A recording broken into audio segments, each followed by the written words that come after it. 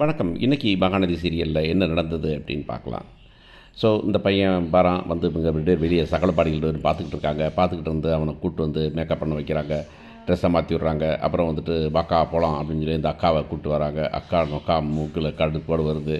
வந்து உள்ளார போய் உட்காடுறாங்க. உட்காந்த பிறகு இந்த பையனை கூப்பிட்டு வராங்க. இந்த பையனை நீ போய் உட்காருங்க அப்படின்னு சொல்கிறாங்க. அந்த அம்மா இந்த பொண்ணு அப்படியே கடுப்பில் உட்காந்துருக்கிறது தெரியுது.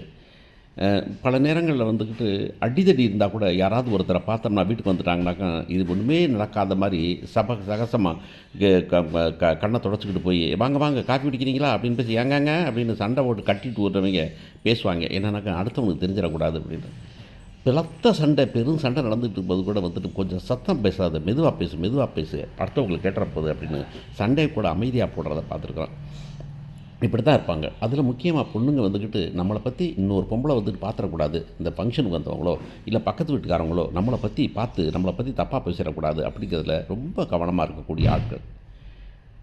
இந்த வளைகாப்புக்கு நான் அந்த ஸ்டேஜுக்கே வரமாட்டேன் அப்படின்னு அந்த பொண்ணு சொல்லியிருக்கலாம் கங்கா. ஆனால் ஸ்டேஜுக்கு வந்துக்கிட்டு மூஞ்சியை காமிச்சிக்கிட்டு இந்த வந்தவன்லாம் கேனைங்கிற மாதிரி, ஃபங்க்ஷனுக்கு வந்தவன்லாம் கேனைங்கிற மாதிரி வந்துக்கிட்டு முகரையை காமிச்சிக்கிட்டு பர்சனல் சமாச்சாரம், இந்த ஃபங்க்ஷனை நீ வச்சிருக்கக்கூடாது, இந்த ஃபங்க்ஷனை நீ வந்துருக்கக்கூடாது, இல்லை இந்த வைக்கலை அப்படின்னு சொல்லியிருக்கலாம். என்ன வேணாலும் பண்ணியிருந்துருக்கலாம். ஆனால் எல்லாத்தையும் விட பெட்டர் நடக்கும், எல்லாத்தையும் முடிப்போம், அப்புறமா நம்ம வீட்டில் போய் தனியாக பேசிப்போம் அப்படிங்கிறது தான் நியாயமாக இருந்திருக்க முடியும்.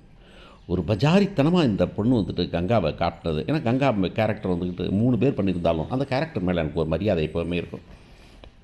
சம்டைம்ஸ் அதை வந்து கேவலமாக காமிப்பாங்க அப்படின்னாலும் கூட ஒரு அக்கா அப்படிங்கிற மாதிரி அந்த வீட்டில் இருக்கிறதும் சரி, காவேரி செய்யும்போது வந்துக்கிட்டு நம்மளால் செய்ய முடியலையே அப்படிங்கிற வருத்தப்படுறதும் சரி, அது ஒரு வகையில் பார்த்தா ஒரு தாண்டி போகும்போது ஒரு சின்ன நூலிலையில் அது வந்துட்டு அது வந்து பொண்ணு வந்து பொறாமப்படுதோ அப்படின்னு நம்ம யோசிக்கிற வேண்டிய லெவலில் இருக்கும்.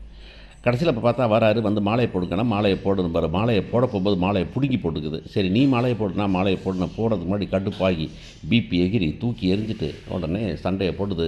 அப்படியா இப்படியா, எங்கே போயிருந்தேன், என்னத்துக்கு போயிருந்தேன், இப்படி வந்துட்டு எல்லாமே வந்துட்டு நமக்கு என்னன்னாக்கா என்னமாவது பொறுப்பு கொடுத்துருவாங்கன்னு பயம், அதனால் எடுத்து செய்ய முடியாதுன்னு ஓடி போயிட்டேன். நீ ஒரு ரப்பர் வளையல் வாங்கி கொடுத்துருப்பியா நீ அப்படின்னு பேச, உடனே அவங்க அம்மா வந்து வாடா கொடைக்கானல் போகலாம், இந்த வீட்டுக்கு தான் வந்தியாடா அப்படின்னு கேட்க, உடனே அந்த பிள்ளை வந்துக்கிட்டு கல்யாணம் இப்படி தான் நடந்துச்சு, எனக்கு பிடிக்கவே இல்லை கல்யாணம், தலையில் கட்டி வச்சிங்க நீங்கள் அப்படிங்குது. இந்த வார்த்தைகளை திரும்பி அள்ள முடியுமா? இது பார்க்கும்போதெல்லாம் உன்னை பிடிக்காம தான் கல்யாணம் முடிச்சுக்கிட்டேன், என் தலையில் கட்டி வச்சுட்டாங்க அப்படின்னு சொன்னது மட்டும் தான் மனசில் வருங்கிறது தெரியாதா? அடுத்த நாள் அது சீரியல் தானே, அடுத்த நாள் காலையில் வந்துட்டு அவங்க 2 தேனியில் போகிற மாதிரி காமிச்சிடுவாங்க, அது வேறு விஷயம் நமக்கு.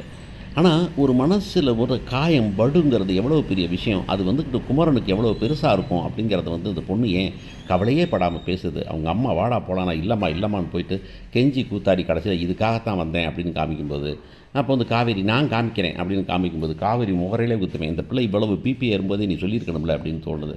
கடைசியாக ஒட்டியானத்தை காமிக்கிறாங்க, காமிச்சிட்டு நீ தான் வாங்கினேன், இதுக்காகத்தான் வெயிட் பண்ணேன், இதுக்காக தான் ஆர்டர் வாங்கினேன்னு தங்கம் அன்பை முடிவு பண்ணுது அப்படிங்கிறதான் கொடுமை.